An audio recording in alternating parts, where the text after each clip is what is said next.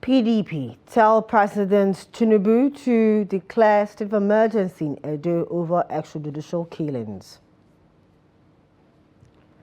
Police ban Salah Durbar in Kano over security concerns. EFCC declares Aisha Achimugu wanted for alleged criminal conspiracy. On the foreign scene, 144 dead, 730 injured in Myanmar earthquake. Good evening, this is News Update on Trust TV. I am Chiamaka Mwafo.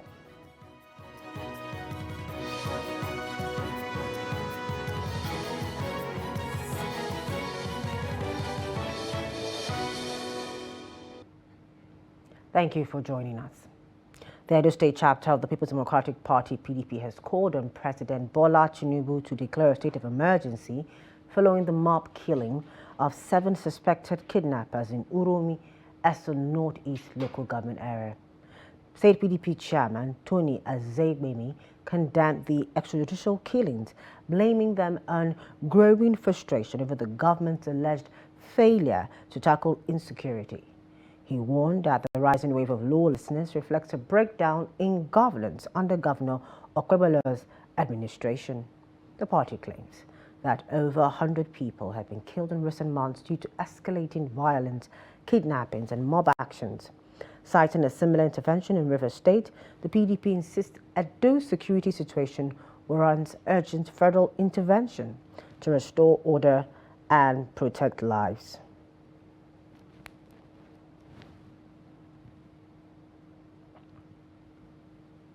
Meanwhile, an intense engagement occurred in Gandu Forest in Zamfara State on March 25th, aimed at the Smart Lindi Kachalabello Kawara camp.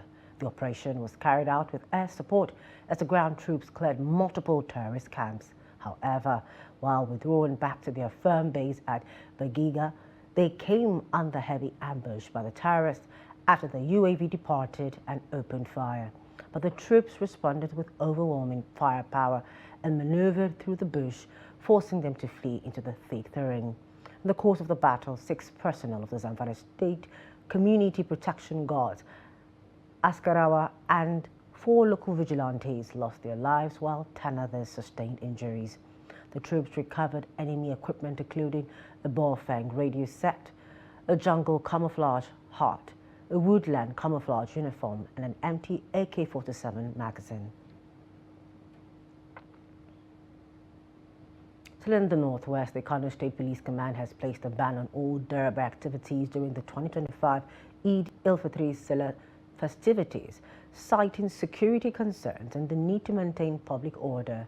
The announcement was made by the Commissioner of Police, CP Ibrahim Adamu Bakuri, during a press briefing at the Bompai Police Headquarters on Friday.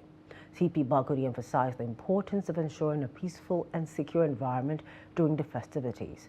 According to him, security assessments revealed growing tensions and potential threats associated with the Durbar.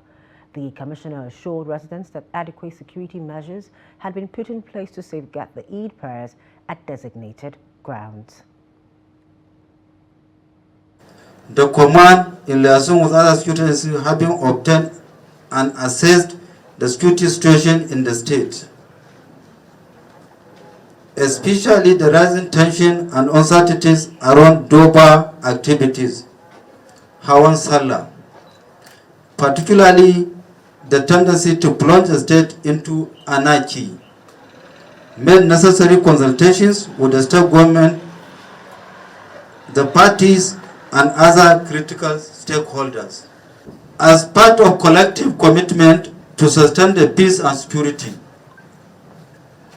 a ban has been placed on all Durbar Hawan Salah activities throughout the state during the Salah celebration.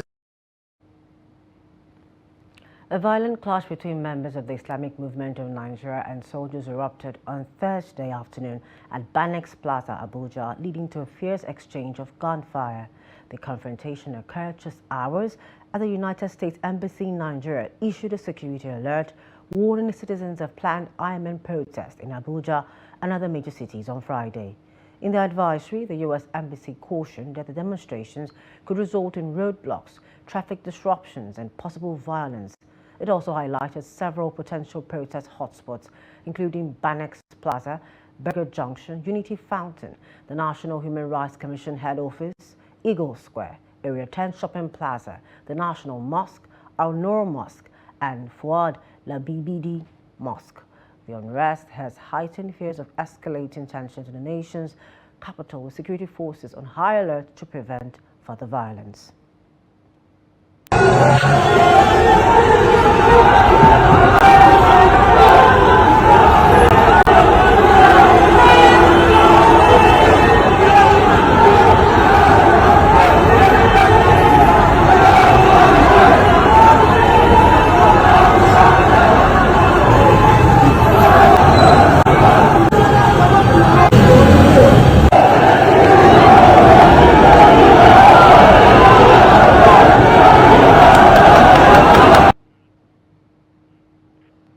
Away from security matters, the Economic and Financial Crimes Commission, EFCC, has declared businesswoman and managing director, CEO of Philac Concept Group, Aisha Achimogu, wanted. In a post on its social media pages on Friday, the commission said Achimogu is wanted for alleged criminal conspiracy and money laundering. The post, signed by EFCC's head of media and publicity, the commission read, "The public is hereby notified that Aisha Suleiman Achimogu, whose photograph appears above, is wanted by the Economic and Financial Crimes Commission, EFCC, in an alleged case of criminal conspiracy and money laundering." Achimogu is an indigene of Ofu local government area of Kogi State, and her last known address is 6C Rudolph Close, Maitama, Abuja.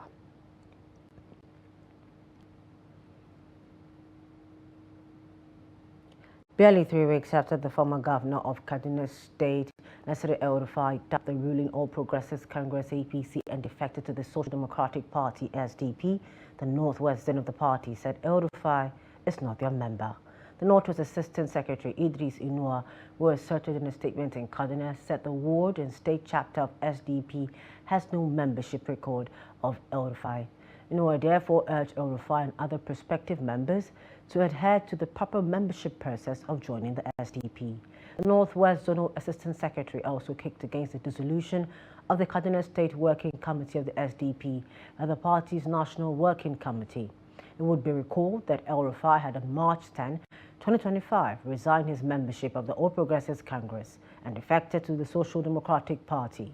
In a statement to announce his resignation from the APC, El-Rufai said he raised several concerns about the capricious trajectory in the ruling party, but the leadership allegedly failed to address them. There is need for protection of votes and ensuring electoral integrity through result management system in Nigeria. Former National Electoral Commission Commissioner Professor Adele Jinadu stated this during a public presentation of ballot integrity report in Abuja. Kabiru Lawal reports. Since Nigeria returned to democracy in 1999, several elections have been conducted by the Independent National Electoral Commission (INEC). But the result and integrity of the process has raised many questions among the people. Most of the elections were said to have been marred by several irregularities that includes, but not limited to, vote buying, falsification of results, overvoting and technical issues, making the elections to often fall short of international standards. Speaking at the public presentation of the Ballot Integrity Report, former National Electoral Commission Commissioner Professor Adele Jinadu said election is the bedrock of democracy and such result management and electoral processes must be credible. I think those inconsistencies should be taken in the context of the totality. You know, elections are very, very complex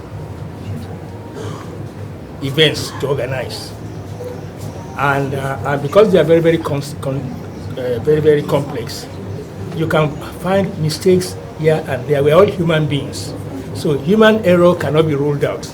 Now the question is, a specific human error, is it deliberate or is it not deliberate? So I cannot. But the point I want to make out is that you cannot go do such a large exercise without having some inconsistencies in numbers and so on and so forth. And that is why the new law, for example, makes it possible for INEC to review results declare within 7 days. While corroborating with Professor Jinadu, Team Lead Kimpact Development Initiative Bukola Idu called for reduction of human interference in electoral system. Election results management in the last concluded governorship election, both in Ondo and Edo, was what we unveiled today, and our findings shows that there are various inconsistencies in some areas that need to be improved. Number one is that there are inconsistencies in figures and data released by INEC. So that inconsistency need to be worked on. For instance, Edo election have different figures for a registered voter. So the one released before the election, the one collated, and another one different on IREF. So that is not what we should be talking in the 21st century election right now. Why we also acknowledge the improvement INEC have made in the swiftness of uploading IREF on IREF. Stakeholders believe that without integrity of electoral system, public confidence in the election result will remain weak, which we cast aspersion on the legitimacy of government at all levels. Kabir Lawal, Trust TV News, Abuja. An unfortunate fire outbreak at Ifejika Street by Sokoto Road, Onitsha, Anambra State, has destroyed goods worth billions of naira on Friday. Traders were heartbroken as they watched the goods fizzle out in clouds of flame. Anambra State firefighters have continued to make efforts to contain the situation completely, with 4 firefighting trucks on ground working at the scene as at the time of this report. Other sister agencies and the public were on ground at the location also joined the firemen in putting out the fire. According to the Anambra State Fire Service, a distress call was received at around 6:20 a.m., prompting the immediate deployment of firemen to the scene. Some eyewitnesses also claim in some trending videos that residential buildings and warehouses around the Onitsha main market and its environs were also affected by the fire, with many goods and property destroyed. The fire service, however, urged the public to remain calm, stressing that the situation will be handled to prevent further damage. The cause of the incident is yet unknown.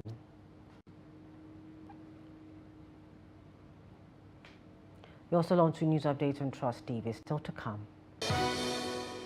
Gombe State Taxi Union decries high rate of unclaimed items left behind by passengers. More when we return. Please do stay with us. Welcome back. Thank you for staying with us. A recap of our top stories. We told you that PDP tells President Tinubu to declare a state of emergency in Edo over extrajudicial killings. We also informed you that in Kano State, police has banned the Salah Durbar celebration over security concerns. Edo State Governor Monday Okpebholo has strongly condemned the brutal mob attack and killing of travelers in Uromi, Eson Northeast local government area, accusing the perpetrators of jungle justice. Reports indicate that the victims, believed to be hunters traveling for Salah, were intercepted by a mob after their vehicle was searched and Dane guns were found. Without verification, they were labeled as kidnappers and set ablaze. A viral video of the incident has sparked national outrage, with many Nigerians decrying the inability of authorities to curb extrajudicial killings. Speaking in Uromi through the Chief Security Officer of the Government House, SP Solomon Osahele, Governor Okpebholo described the act as barbaric and vowed that those responsible will face the full weight of the law. The governor assured that investigations are underway to ensure justice and prevent a recurrence. He emphasized that no individual has the right to take another's life, adding that the gruesome nature of the attack remains a major concern.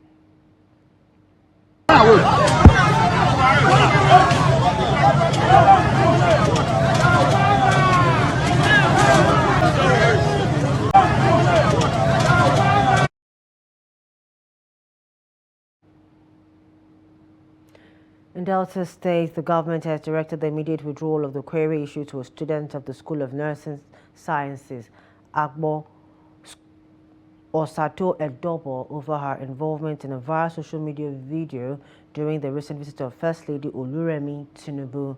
In a statement on Friday via X, the State Commissioner for Health, Joseph Onajeme, confirmed the withdrawal of the disciplinary query, stressing that the government is committed to upholding the rights of students in the health-related programs and ensuring a conducive learning environment. Speaking further in a video statement, Onajeme assured the public that the government had no intention of victimizing any student over the incident. The commissioner also revealed that he had personally reached out to the affected student to confirm the withdrawal of the disciplinary action.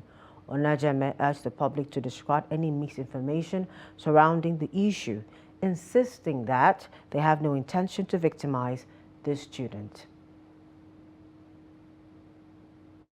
On the trending letter that was of query issued to the student of School of Nursing Agbo, I have instructed the provost to withdraw the letter.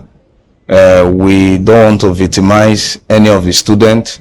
I've also reached out to the student in question, and the student has confirmed to me that the letter was withdrawn late yesterday night. So I want the public to be aware of this, and there's scam everywhere. We are not victimizing any of the students. Over in Gombe State, the Taxi Town Service Union has raised concerns over the increasing number of unclaimed belongings left behind by passengers. Items ranging from clothes to food items and even cutlasses have been left in their office for months, yet owners have failed to retrieve them. Hassan Kohli tells us more in this report. Here at the Gombe Taxi Town Service office, shelves are stacked with forgotten items, some of them untouched for over 5 months. The union says passengers frequently leave their belongings behind but rarely return to claim them. We have clothes, cutlasses, bags of food, and even personal documents, but no one comes back for them. I thought this may not be unconnected that we recently opened an office for Unit 6, which is working from main roundabout to Kwadam. So passengers has to know where to look for their forgotten belongings. According to the union, their policy allows them to keep unclaimed belongings for up to 1 year. After that, the items are either auctioned or donated to orphanages and less privileged individuals. However, they are urging passengers to check with their office before it reaches that stage. Just like this one, if we get it from our driver, somebody has forgotten inside the motor, so we can keep it just like 1 year or just about 1 year there. When the owner is come, so we can discuss with him, how are you going to do? You understand me? So if he's agree, he leave it, so no problem. If he say, oh, we must pay him, and then we task our members to pay him. Residents and passengers are being encouraged to visit the Taxi Town Service office if they have lost anything recently. The union emphasizes that proper identification will be required to claim any items. Hassan Kohli, Trust TV News, Gombe. In business, the International Monetary Fund (IMF) has appointed Hers Holdings founder and group chair Tony Elumelu to its advisory council on entrepreneurship and growth, convened by IMF Managing Director Kristalina Georgieva. His appointment was disclosed in a statement on Friday. The advisory council of the IMF comprises global business leaders, policymakers, and academics dedicated to identifying and addressing regulatory barriers to entrepreneurship. Its mandate is to recommend policies that enhance resource allocation, stimulate innovation, and catalyze sustainable private sector-led economic growth. On the foreign scene, at least 144 people have been killed and more than 730 were injured in the powerful 7.7 magnitude earthquake that struck Myanmar on Friday. according to the head of the country's military government. A strong aftershock of 6.4 magnitude also hit Myanmar, with tremors felt across Thailand and in China. According to military government officials, the quake triggered the collapse of buildings hundreds of miles away in Thailand. At least 3 people have died in the nation's capital, and authorities are racing to free 81 people believed to be trapped under the rubble of an under-construction high-rise in the city, officials have disclosed. Myanmar, one of Asia's poorest nations, is reeling from a civil war sparked by 2021 military coup. Weak infrastructure makes it ill-equipped to deal with major natural disasters. Swaths of the country are run by a patchwork of militias, making it extremely difficult to gather reliable information. The military also regularly cuts communications in conflict zones. Back here in Africa, Burkina Faso's ruling military junta has arrested 3 prominent journalists, intensifying its crackdown on media freedom in the West African country. According to a Human Rights Watch report released on Thursday, Guizuma Sanogo and Bukari Uba, the president and vice president of the Association of Journalists of Burkina Faso, and LUC Pangbelugwem of the local television channel BF1, were arrested on Monday, and their whereabouts are unknown. On March 21, the Journalists Association held a press conference to protest the junta's restrictions on media freedom and called on the authorities to release the remaining detained journalists. The 3 journalists were arrested Monday by plainclothes police and taken to an unknown location.